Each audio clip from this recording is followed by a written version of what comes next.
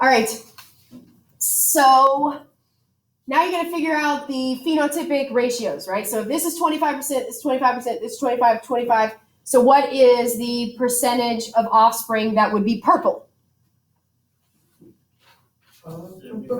75, because 1, 2, 3 would be purple, right? Because remember, if you have a capital letter, you're going to be whatever that dominant is. So it'd be 75% of the time you're going to get purple. What about white?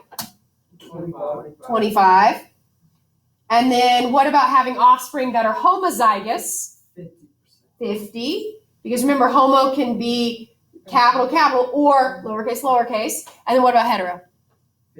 50. Right?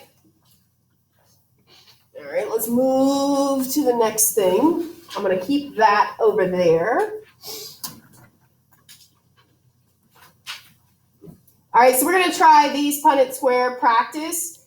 So on these, we're going to do one together, and then you should finish the rest of them on your own. So the H, H, H, H, I can't move them but one direction, so I'll just redraw them for you. So let's do... So we have the father is lowercase, lowercase, right? Mm-hmm. And then the mother is uppercase, lowercase, right? So when we're doing these, you're going to take this one and this one. So you get one of these heterozygotes, right? I'm going to take that one and that one. I'm going to get another hetero. And I'm going to take that one, and I'm going to get a homozygous recessive, and then a homozygous recessive, right? So these are their children. Let's put that there so you know who they are. Bye. All right, so these, when it asks you, it's going to ask you, what is the phenotypic trait that question 1 is answering? So if you look on the back here, like this, you see how there's 1A, 1B, 1, 1, 1, 1, 1, 1? All right, so all the questions that have a 1 in front are going with the 1 thing over there. All right, so what trait is being traced in this Punnett square? What is the allele that we are testing?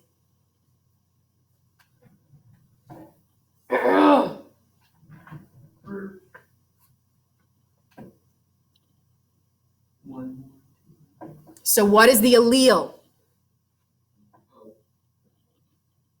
It's not the fact that they have horns, it is how many, right? So the number of horns. So if you don't know what this is talking about chameleons. It is these things. Ah, right? That makes more sense, doesn't it? All right, so what is question 1B? What is dominant and which is recessive? Dominance underscore. Why did I say underscore? You mean dominant would be uppercase? Uppercase. Yeah, uppercase. Yeah. So which one is dominant? Which trait? 2 horns or 1? 2. And then recessive would obviously be 1, right? All right, so which is dominant, which is recessive? We answer that. How do you know? He just said it.